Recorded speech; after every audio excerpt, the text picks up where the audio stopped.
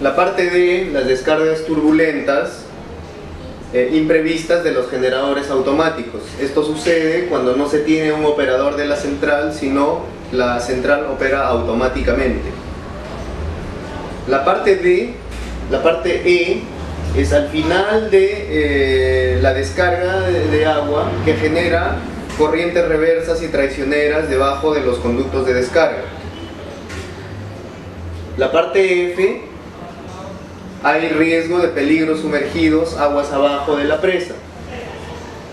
Por alguna razón puede caerse basura o desechos de la central que van generando junto con la corriente un fondo del río que está contaminado con óxido, con materiales metálicos oxidados. El punto G es las descargas abiertas pueden no ser vistas desde la presa. Punto H, cuerpos extraños que pasan sobre o a través de la presa, ¿no? Entonces acá tiene que estar, digamos, correctamente señalizado para poder advertir peligros aguas arriba o aguas abajo de la presa.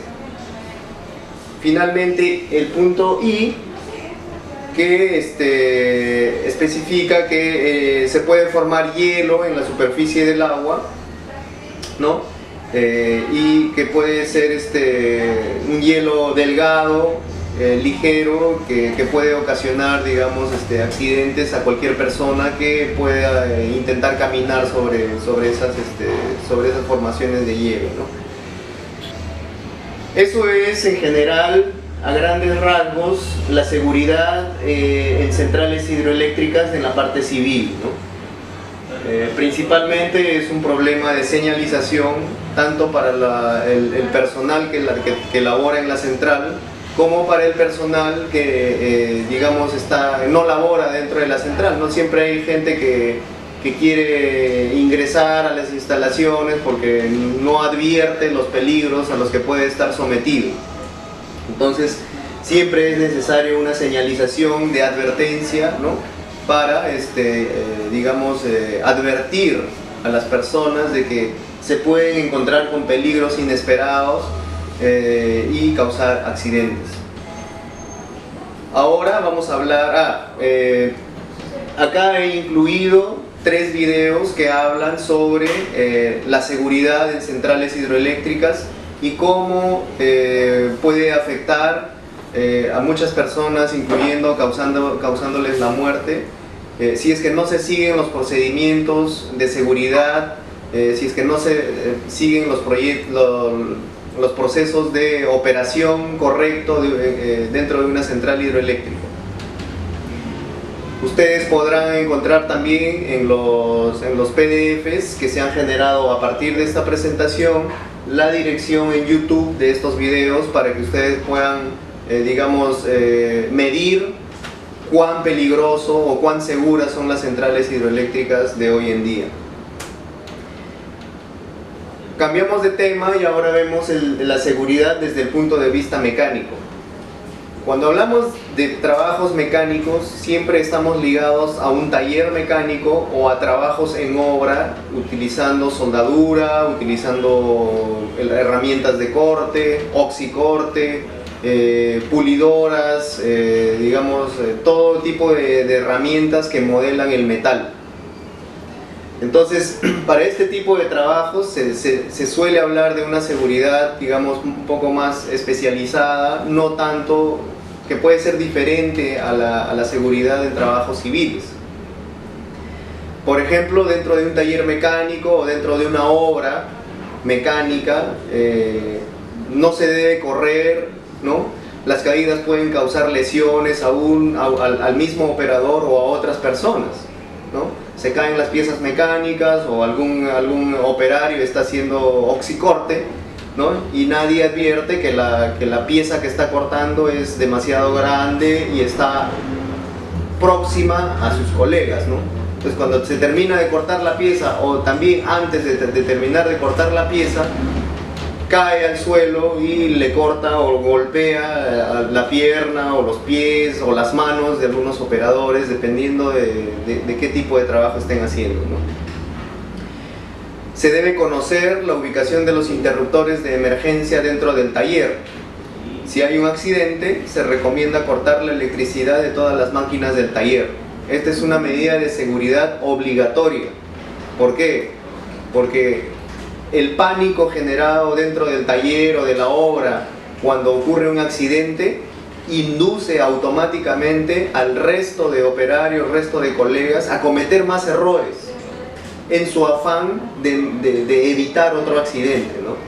Entonces, para evitar de que se accione accidentalmente o por pánico alguna otra herramienta, algún otro dispositivo, se recomienda bajar la llave general del taller, bajar la llave general del sitio de obra, para evitar un efecto cascada, ¿no? Que pueden ser 2 o 3 accidentes en simultáneo, ¿no?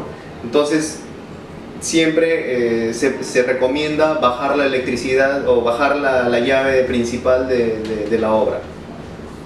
Siempre utilizar la ropa adecuada para el trabajo, dependiendo si es corte, soldadura, maquinado, etc., ¿no? Los soldadores, como muy bien saben, tienen que tener un atuendo especial, aparte de los lentes, ¿no?, para soldadura, o la careta para soldadura, ropa especial de cuero o antiflamas, los guantes, el protector de los guantes, etcétera, ¿no?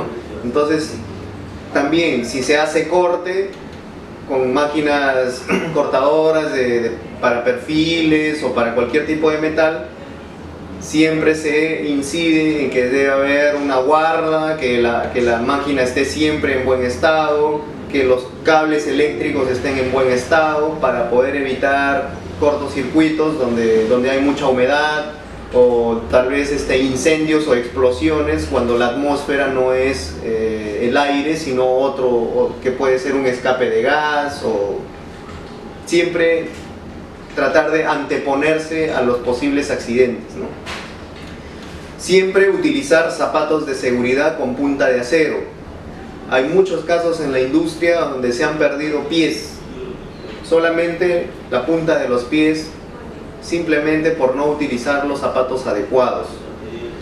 Mantener el orden y la limpieza del lugar del trabajo siempre es importante. Un derrame de grasa o un derrame de algún material tóxico puede producir quemaduras, puede producir incendios por una chispa de soldadura o por una chispa de esmerilado, etcétera, etcétera, ¿no? Entonces, siempre el orden y la limpieza dentro del taller, dentro del área de trabajo, es muy importante. Los equipos deben estar en muy buen estado. Esto incluye los materiales de herramientas e implementos de seguridad.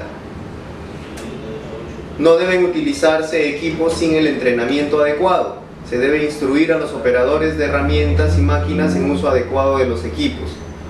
Esto es también importante porque hay algunos operarios que nunca han utilizado un tipo de herramienta y creen que porque ya tienen 10 o 20 años de experiencia manejando otro tipo de herramientas, se creen capaces de operar un tipo de herramienta diferente o más moderno o simplemente y cuando van a operar sucede el accidente, ¿no? Entonces, siempre preguntar, consultar a los ingenieros, a los supervisores o a las personas más experimentadas en el uso adecuado de las herramientas. Ser paciente en el taller, nunca hacer trabajos apurados.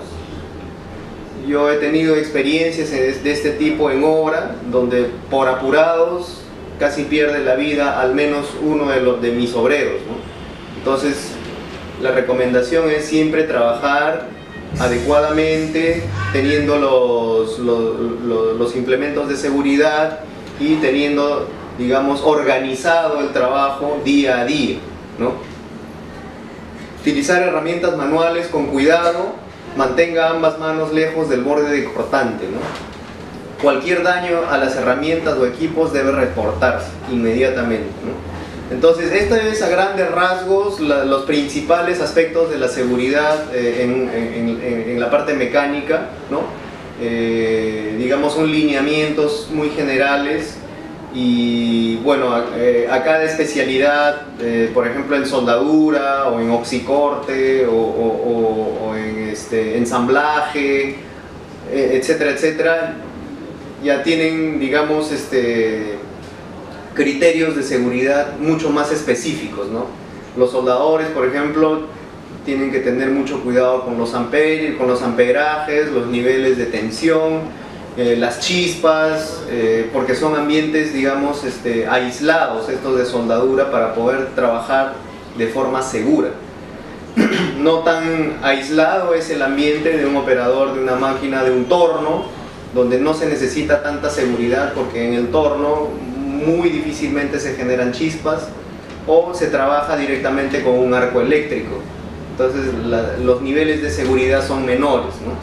Entonces para cada tipo específico de trabajo siempre va a haber un protocolo de seguridad a cumplirse al pie de la letra.